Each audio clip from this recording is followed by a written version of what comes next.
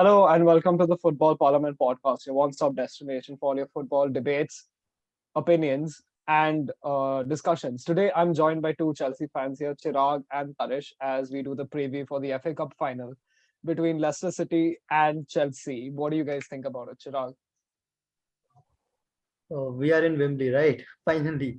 Obviously, we played the semi-final in Wembley, but making it to Wembley again after 2 years is something very big. And after a disaster season that we were having till January, it was something really special. And I think Tuchel deserves this trophy more than anyone right now. He deserves to at least lift this trophy and then go for the Champions League trophy. What is your take, Tanish?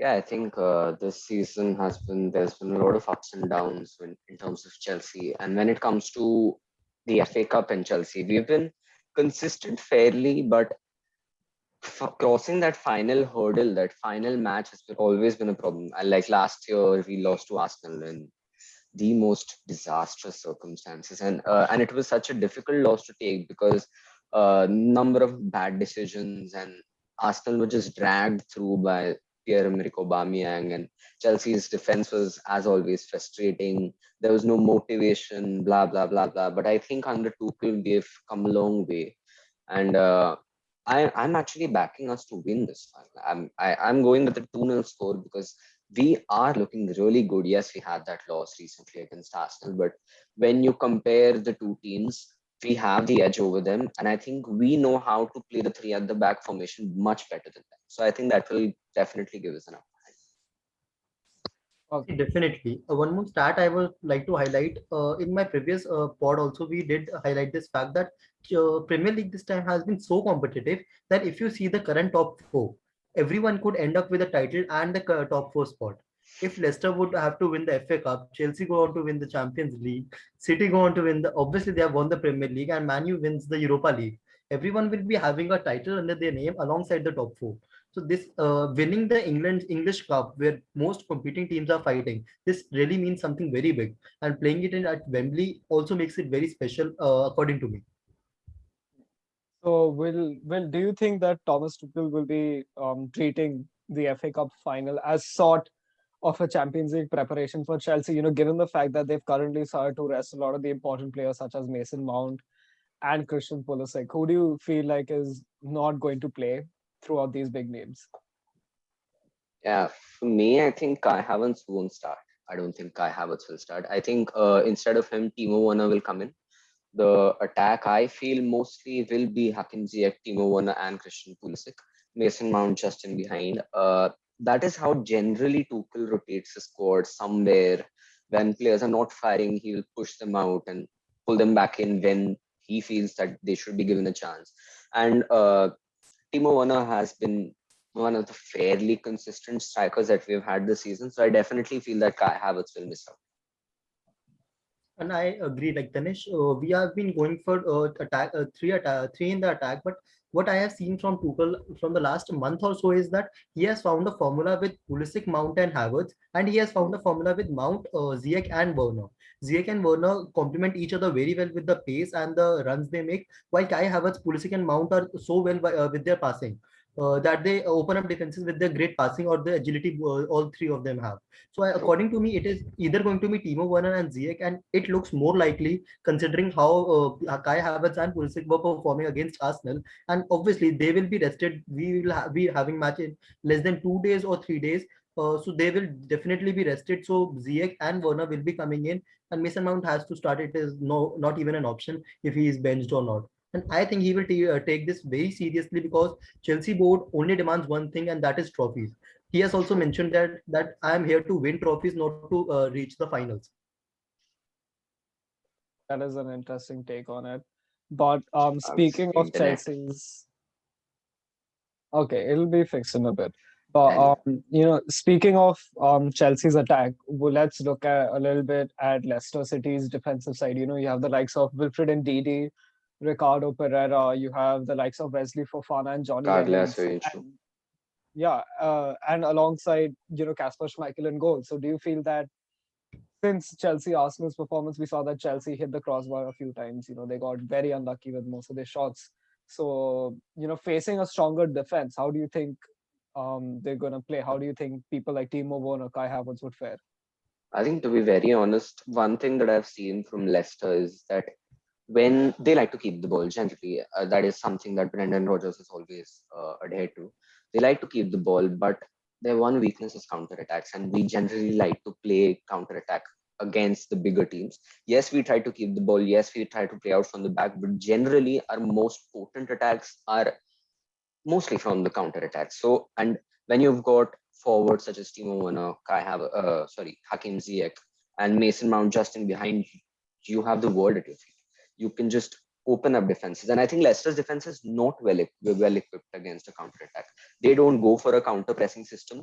I think their fullbacks push far too forward. Their midfield is often disoriented with only Wilfred Ndidi as the holding midfielder. Yuri Telemans does not do any defensive work whatsoever. James Madison mostly just at the edge of the box of the opposing area. So I think one area that we can exploit repeatedly will be the counter-attacking scenarios, and I think Leicester will have a very tough game. Obviously, like Leicester's last two games have not been so great. One of the games I think they lost, and other game they played against Man U's under 21. What was it? What was that team? I also don't know what Man U fielded on that day, and they just won that game. They were not clear winners of that game, to be honest. Yeah, So just according to to back Chirag's yeah, yeah, point, sure. sorry. The defeat against Newcastle was a bit of a shock, wasn't it? Now, but was it really a shock? Because I think Steve Bruce got it right, and I think, as always, Brendan Rodgers was a bit naive. He went to play attacking football, got caught on the counter numerous times. He lost the ball. They were not focusing, and they were just all over the place for the 90 minutes. And I think that has provided Tuchel with a blueprint of how to actually even try to put them 4-0 down after like 16 minutes. If we can do that, if we can be that clinical, I think the game is for Chelsea too. Now moving on to a bit for Leicester City, they have some of the most deadly finishers and the most creative playmakers in Premier League right now. You have the likes of James Madison, you have the likes of Harvey Barnes, Mark Albrighton, and obviously you can't forget Jamie Vardy. So Yeah, do you Nacho. feel Kelechi Iheanacho for that matter as well? Both are extremely like they're on fire right now, especially Kelechi Iheanacho. So who do you think is going to be the biggest problem for Chelsea in the game? Chirag, why don't we start with you? Chirag's internet. Yeah, according to me, it will be Iheanacho. Like the guy is in form. He has been performing so consistently since the halfway mark of the Premier League that every team is fearing him. Either Leicester loses, either Leicester wins or they draw.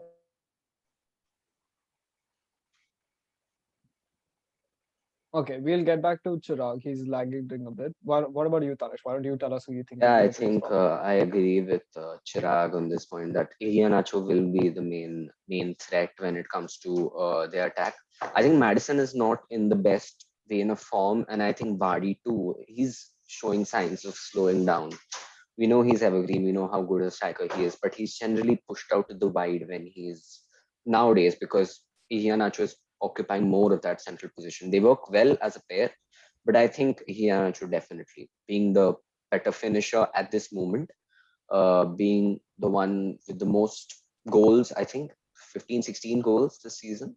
And I Mhm. think a lot of confidence. So yes, definitely Iheanacho. Agreed, but also alongside Iheanacho, just talking about Jamie Vardy as well. He is also considered one of the fastest strikers in the Premier League right now, alongside the likes of Timo Werner. So do you think on those fast-paced counter-attacks, if there ever is one, like supposedly Jorginho makes the same mistake he did against Arsenal, do you feel that maybe Jamie Vardy and the others would be able to punish Chelsea for the mistakes that they make? Chirag, go ahead. Yeah. See, the only way we are losing or conceding is by our own mistakes in the recent games. And Arsenal would have never scored against Chelsea if it was not Jorginho helping them out. Obviously, we saw for most of the match. So I don't see them. But Vardy is someone who you should be considering physically so strong and also with speed that he should know. We should be stable against him. So I will still say we have Rudiger, we have Zuma, we have everyone to stop him. But I really don't see him really feel that Vardy can be silenced if the defense steps up perfectly. That is an interesting thought, but also just a question for Tanish and Chirag as well. Do you feel that maybe there is some amount of luck to Chelsea's side? When and refer specifically to the match against Manchester City. Where the penalty wasn't given, although it was clumsy. Raheem Sterling did go down easily. It was pretty lucky, and considering the fact how the game winner was scored. So, do you feel like there is some luck on your side, or do you feel like it's all going to be all about pushing the defense? I think to be very honest, to win trophies, you need that little bit of luck. Yes, you do need it, and think we do have it, except for that Arsenal game where we were just tremendously unlucky. We've had luck on our side in the recent games, and including the Champions League games against Real Madrid. But what comforts me when we think about Leicester's style of play and Leicester's, as you said, counter-attacking threat and their pace up front is that we have got extremely physical and athletic centre backs in the likes of Tony Rudiger and Andres Christensen if he starts. And on top of that, we've got, say, an N'Golo Conte as a massive protection.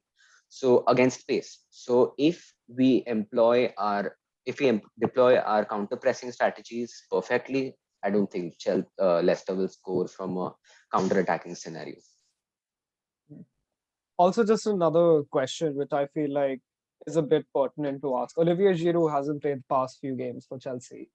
Do you feel like maybe he could be the starter for your FA Cup final? Chirag, go ahead.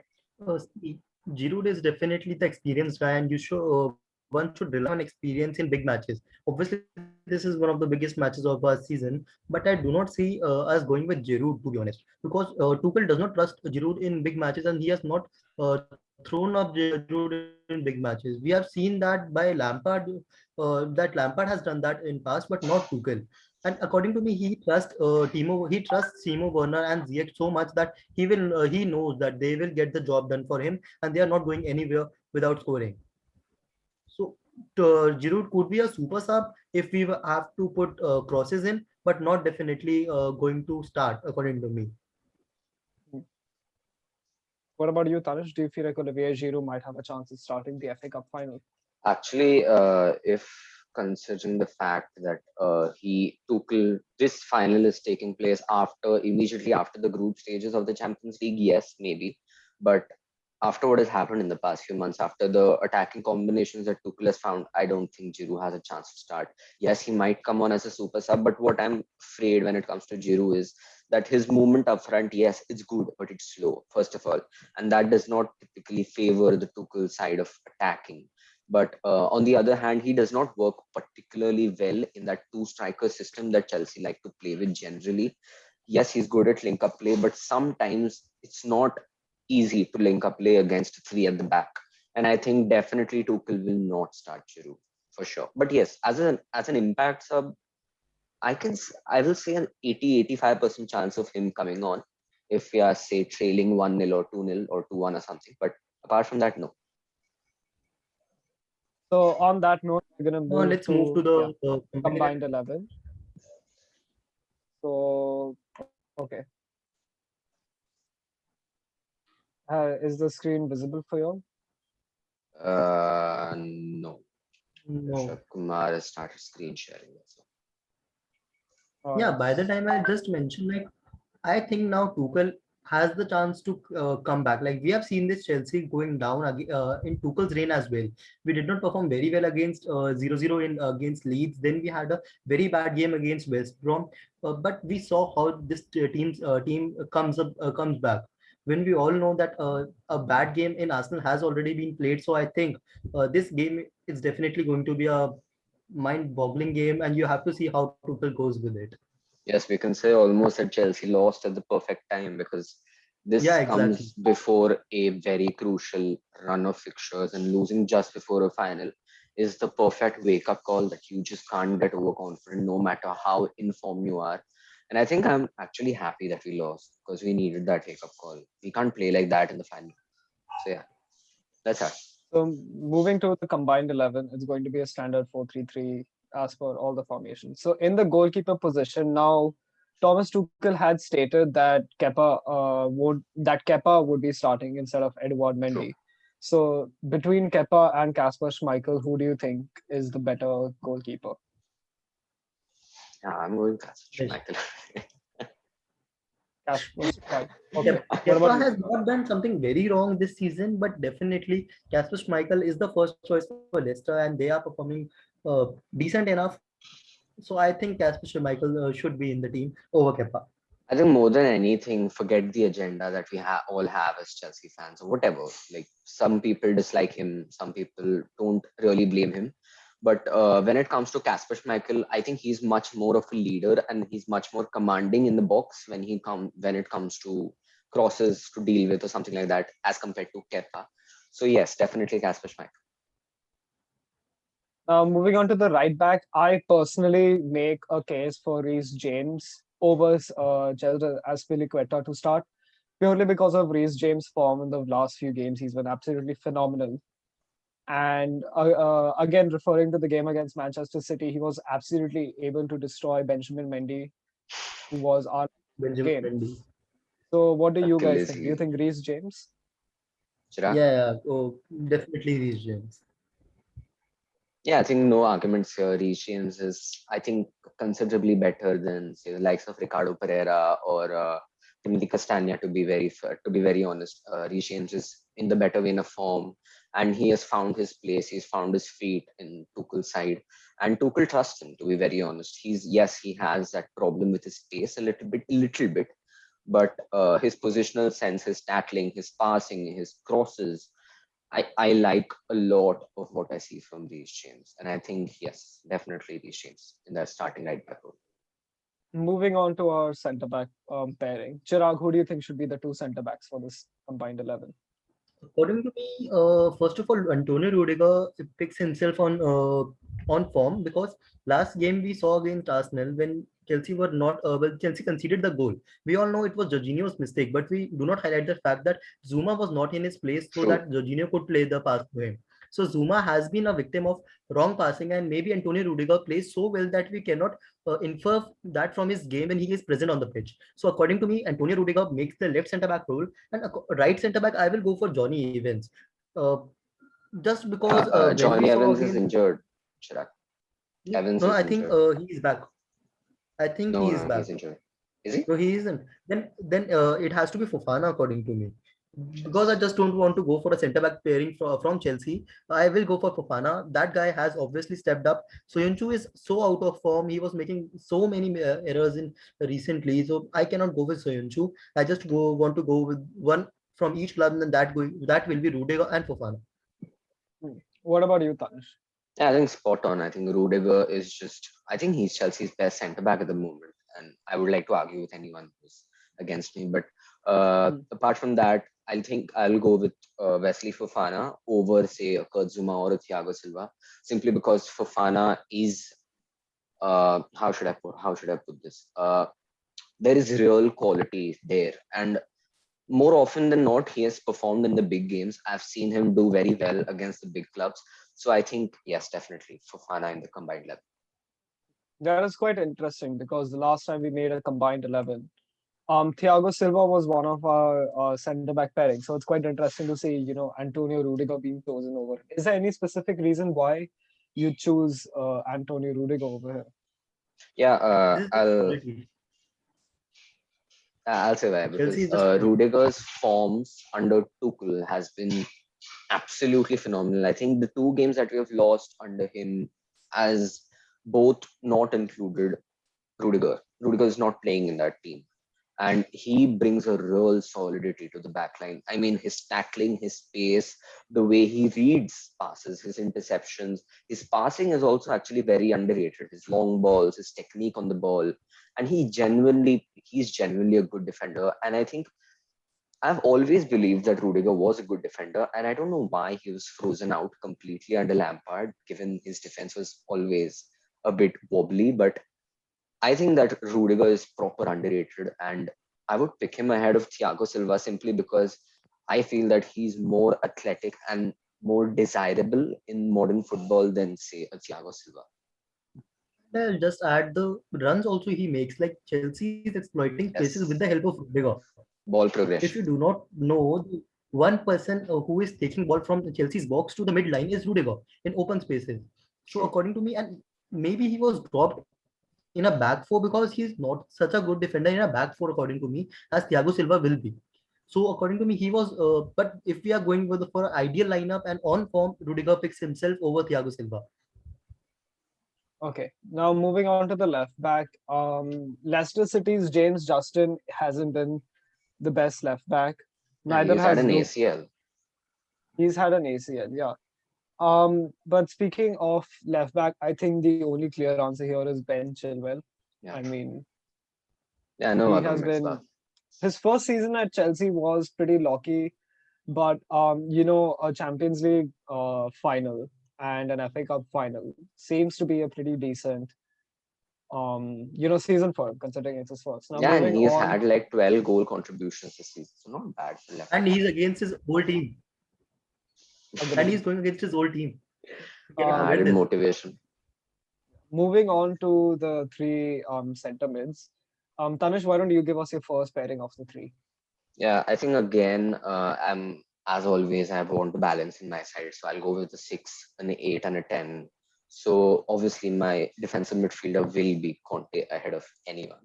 I don't think NDD is quite at the level of say an N'Golo Conte. Uh, N'Golo Conte for obvious reasons, energy, pace in the midfield. Apart from that, I think in the 8 role, I want to see Mason Mount ahead of someone say like a Yuri Tielemans.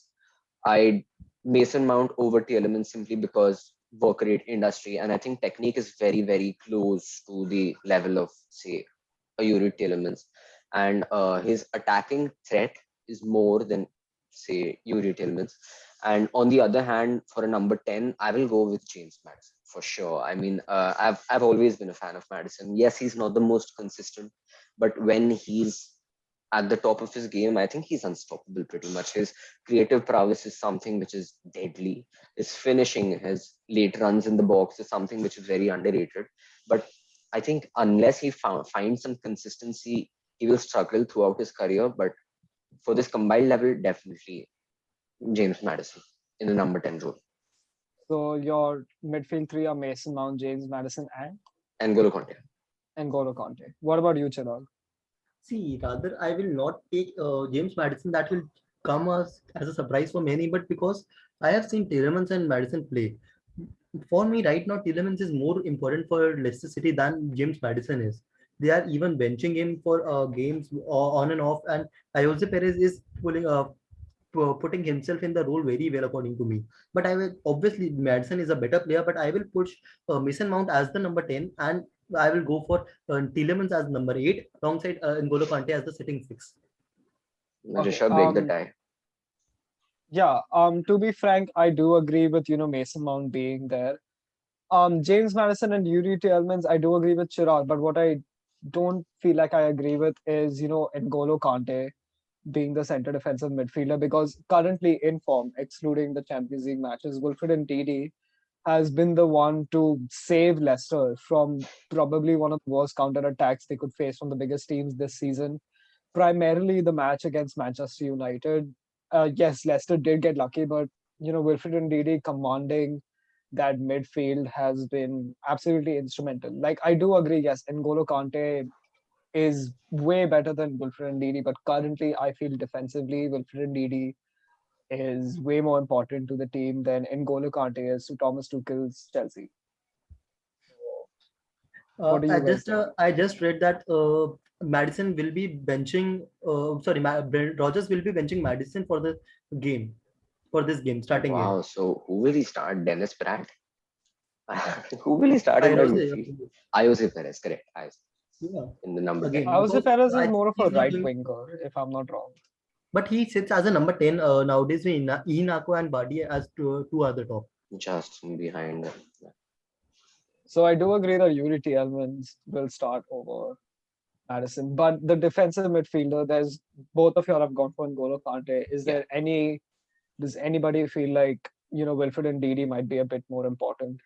No, I then don't think. I Werner. think Conte above After the Werner. Arsenal game, we both know how important Kante How is. important We Conte can't even is, speak really. that.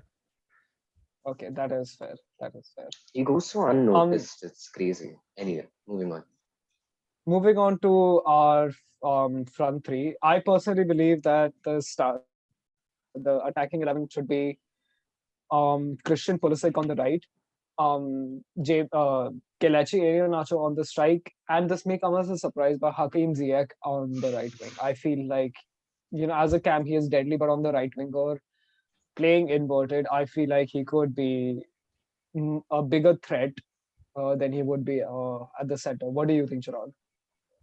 See, personally, for striker, it has to be Inako, the one who will finishing, who's best at finishing among both the teams. Like, be it any Chelsea striker, be it any Leicester striker, Inako tops them all. So, but according to me, if Pulisic is not going to start, because we know inside that Pulisic will not start, and after the Arsenal game, he was even so he seen crimping down to the side to the bench. So I think he will not be starting this game. I will still go with a Ziyech and a Werner, because that guy is being so under appreciated. I don't know why. The runs he makes, whatever he does, no one appreciates it just because he is not putting the ball inside the net. Maybe this is not even his role. His role is to make spaces and provide Chelsea the final ball, or the second final ball, just before the goal. So I think Werner is doing that perfectly. So for me, left wing will be Werner, striker Iheanacho, with Hakim Ziyech on his right. What about you, Tanish? Yeah, I think spot on. I don't think Jimmy Vardy gets ahead of these three. Hakim Ziyech simply because he's just too good when it comes to playing on the right, cutting in on his left. And I don't think Jose Perez is quite that same player, or quite that player yet. Iheanacho definitely in the number 9 role. I think he's the most informed striker there is at the moment. And Timo Werner on the left simply because I saw in the against that Arsenal game how much, say, a Kai Havertz may struggle to pull defenders away or create spaces in the middle, and that is something which is so underappreciated when it comes to Werner. This amount of space he creates for the rest of the attack is something which was noticed when he does not play. His runs, his movement, he disorganizes the defense, and he's a constant threat, even if he scores or does not. His goal contributions, his second assists is something which is very important to Tuchel's style of build-up play. And he was rested in that game against Arsenal. Maybe a mistake, maybe not. But I think he needs that rest because he has been playing a lot of football, and definitely he will start tomorrow. So Werner on the left, Iheanacho down the middle, and Ziyech on the right. So that is an interesting pick. But just a question, isn't Timo Werner a striker? Because for RB Leipzig, wasn't he at the strike position? No, Yeah. at Leipzig. Yeah, please, Danish. Yeah, at Leipzig, I've seen a lot of Leipzig, but I've seen a lot of Bundesliga over the past 3 years. The fact that Werner was rarely used, he was used as a striker, but in the first half. In the second half, where he actually started scoring a lot of goals, is when he played off a striker, which was, I think, mainly Yusuf Paulsen. He was the main number 9, and he used to play as a shadow or a second striker just behind that striker to actually create space, build up, contribute in the build up of goals. And as we all know, Werner likes to drop deep. He likes to try and build the attack from the back, and he actually is very instrumental when it comes to ball progression into the attacking third. And he's not a conventional number 9. I don't like him as a proper center forward, as a goal poacher. He's not as good at that, but I think his movement and his spatial awareness, which is very underrated. I think that alone suggests to me that he should be put on the left instead of bang down the middle. And answering to like Richard, your question is, Timo Werner under Tuchel also has not started as the lone striker anyways. On Yeah. team sheet, it always looks like that he is the lone striker, but whenever you see his heat map as well, he will be playing more as a left winger, or dropping down as the left midfielder, if you would certainly say that thing. And according to me, whenever if you take account of from where he shoots, mostly he's shooting from the edge of the box, or either he's traveling way towards the line and trying to provide the assist rather than shooting. He's not taking shots from the center of the goal, and that is one of the reasons he's missing as well, because he is not getting the accuracy to hit it at the right position as well. So according to me, he is more of a left forward, not if not the striker as well, More a like an left inside forward, forward. Yeah, yeah, inside forward. That is yeah, there interesting. you go. Well, this is the combined 11 for the match. It's honestly a little bit surprising to see only four Leicester players, but considering Chelsea's run in form, I don't think any one of us would argue with it. Please do leave in the comments below what you think of this team, what changes you think should be made. It could also it doesn't necessarily have to be players. It could also be a position switch. Let's say Kante on the left and Mount on the right, depending on what you fancy. But this is all the time that we've had for today. Thank you so much for stopping by. If you Just, do like this video, just yeah, sorry. I'll just ask both of you to put in your predictions. I don't think Uh, any video should end without the predictions. Oh wow. Anish, why don't Predictions, you go Rishabh, go first? first. Oh, I would go for it would be a very close match. I think it'll be 3-2 to Leicester City. This may come as a surprise, but I feel, you know, I think Leicester do have a very good shot at the FA Cup final. I think, Chelsea will get the early lead, but with the help of Kelechi Iheanacho and Jamie Vardy, they will strike home 3 goals, and you guys will grab in a late consolation goal. What about you, Tanish? Yeah, I think Chelsea wins this convincingly. I'm going to say 2-0. It's our defense in the big games has just been something which is I've not seen in quite a while, and the team spirit that my team has shown, and the solidarity and the group feeling that we have currently when it comes to particularly a defensive unit, I think that is unmatchable. And I simply feel that Tuchel has elevated this side by really infusing that team spirit and that leadership quality somewhere down the line, that reliance on each other for helping each other out in sticky situations. I think that has really taken my club to the next level. So I don't feel Leicester score against us tomorrow. I really don't think so. As good as Kalechi and Nacho is, and as dangerous as Jamie Vardy is, I think we'll deal with them and we'll win comfortably. So 2-0. Chirag? What about you, Chip? See, I also can't see. I can either see Leicester winning this game, but I cannot see Leicester scoring three against our defense. That is not going to happen. They are not West Brom. Only West Brom can do that. And according Only to me, Callum this is Robinson can do that. only he can do that. And according to me, it is going to be a 3-0 victory. I am going for a very big score, 3-0 in a big final. But according to me, it will be. Chelsea are to make a comeback. And when Tuchel is not going well, things are not going well, he comes back so hard you don't even imagine. And I think Chelsea's pace is way too much for Leicester to handle. And it will be a 3-0 victory for Chelsea. Yeah, I mean, we are talking about Chelsea's defense, but we haven't even mentioned Leicester's. Leicester's defense is not good at all. I mean, yes, they've got Wesley Fofana, but Cagliostro is mistake prone. They are so short at the back with Johnny Evans being injured that they're actually playing a wing back, which is, say, Ricardo Pereira at the right centre back role, and he was rested.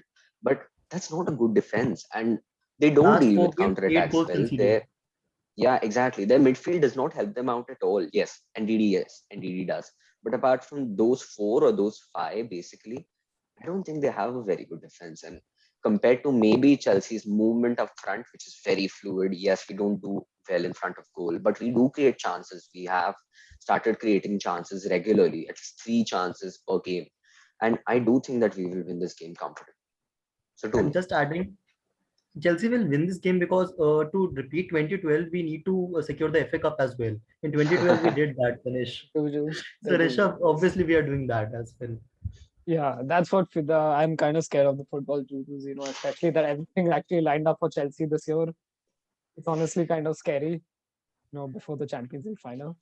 But yeah, that is all the time we have for today. If you do like this video, please share it and subscribe to the Football Parliament podcast. Thank you, Chirag and Tanish, for being a part of this podcast episode as well. And we hope to see you guys in the next one.